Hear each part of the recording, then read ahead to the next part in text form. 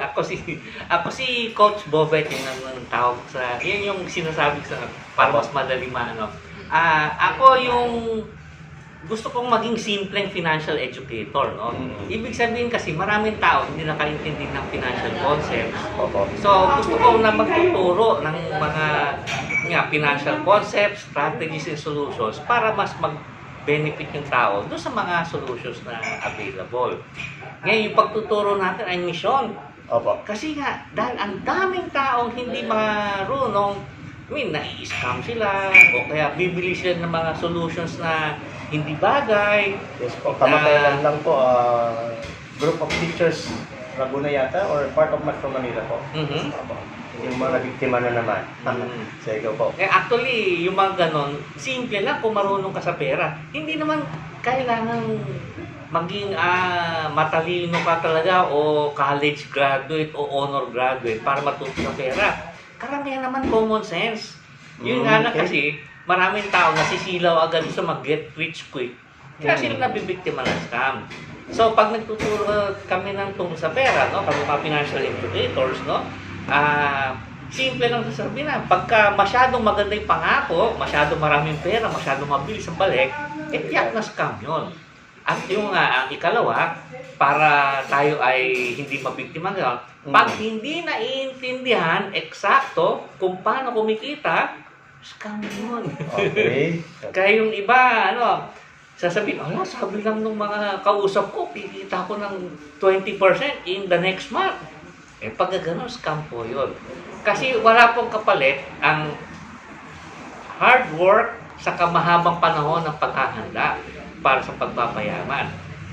So, kagabi nga, kinukwento ko sa kanila, ang isang maski pa jack driver na mag-save ng 33 pesos a day, pag titipid ng 33 pesos a day, iipunin niya yun 1,000 pesos every month. Pag pinalago natin ng 12% yun, dapat siya ay magsaya. Kasi in 20 years, maging 1 million yun. So isipin nyo, 20 years old na driver, 20 years old, 40 years old, may 1 million na siya. Tapos, itutuloy pa niyan another 10 years, 30 years, yun ay maaring 3.5 million pesos. At ang talagang nakakagulat, pag yung habit na yan, sinimulan niya age 20 at aabot ng age 60, 40 years later, yun ay maaring umabot ng 12 million pesos. So isipin nyo, hindi kailangan matalino masyado o negosyante o college graduate, no? Kailangan lang magtipid, mag-ipon, magpalago ng pera na mahabang panahon. Yun yung pinakamalaking yaman panahon. Kaya nga sabi ko, yung natutunan ko, natutunan ko, 53 years old na ako. Pero nga, pag maituro natin sa mga 20 years old, di 40 years later, may 12 million pesos. Isipin niya, no? Ilan sa atin ang nangarap na magkaroon ng 12 million pesos? Kasi, di ba, parang the impossible dream. Pero nga, pag itinuro natin yun sa maraming tao, magtipid ka lang ng 33 pesos a day, ipunin 1,000 pesos every month, pinalago mo ng 12%, yun ay magsasaya ka dahil after maski 20 years lang, may 1 million ka na. So, yung mga bata, sana mag-aaral tayo tungkol sa pera maaga. Makinig tayo sa mga financial educators para tayo ay magkaroon ng magandang kinabukasan. Isang tanong na lang po, madalas po kasi kapag may mga ini-invite po tayo, walang time, laging busy, ang dami, unlimited excuses po, which is totoo naman po talaga. So ano pong mapapayo niyo sa mga kababayan natin na laging busy? Kasi isipin nyo meron pa tayong 24 hours sa isang araw. Opo. 8 hours lang ang tulog natin. Okay. Maski full time na nagtatrabaho pa, 8 hours lang yun. O, sama mo na yung maligo, kain, etc.